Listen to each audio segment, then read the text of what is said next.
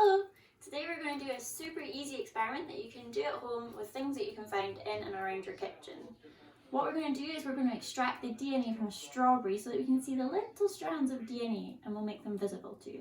So what we're going to need for this is 50 ml of water, 5 ml of washing up liquid, 5 grams of salt, and 10 ml of alcohol. So any alcohol that you have in your home or hand sanitizer or anything like that will work. And you're going to need strawberries as well and a wee bag to put them in. So let's get started. Okay, so I have my washing up liquid here, and then I'm going to pour in my water, and then I'm going to put in my salt. And what we want to do is give that just a quick mix so that everything is mixed together.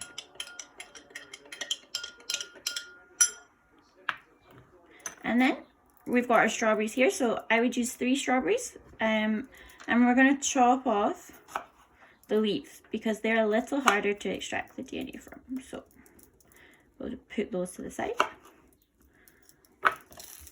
Then we get your bag. Make sure you've got a bag that can be sealed, like this one. And we're going to pop our strawberries in.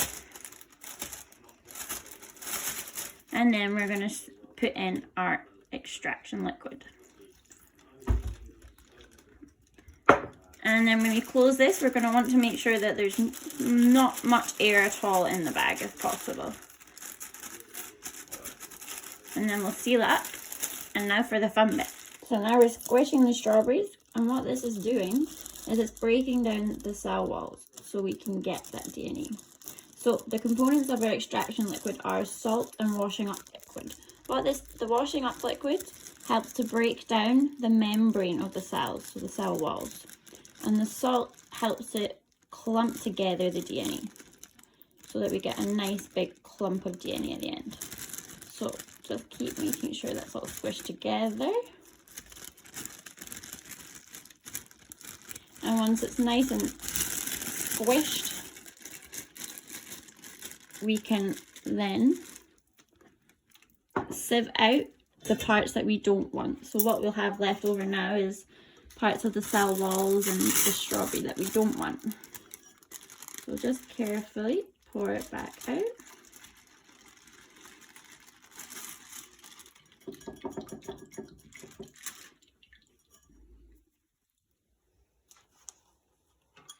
Okay, so you're going to want to pour about 10 ml of our mixture into a fresh glass.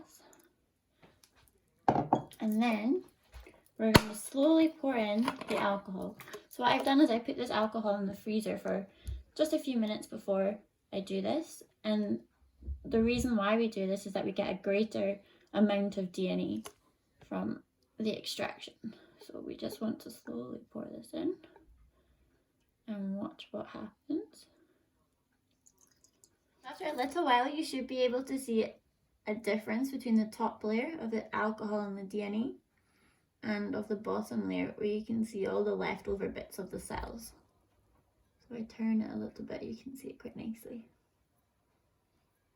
And then we can start extracting the DNA from that. So it is quite hard to see, but if you have a look here, we have a big clump of DNA.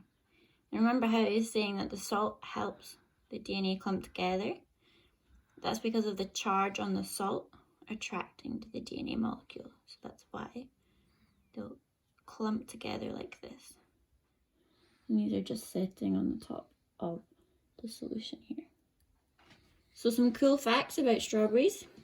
In comparison to humans, strawberries have 34,000 genes, whereas humans only have roughly about 20 to 25.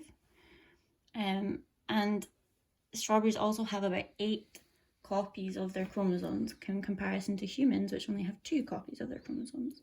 So this is why it makes it a really good experiment, because there's so much DNA available.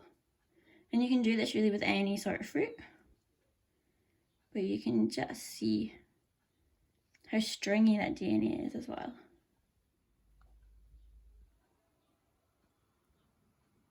Oh, look at the size of that clump. My goodness. There we have it, strawberry DNA.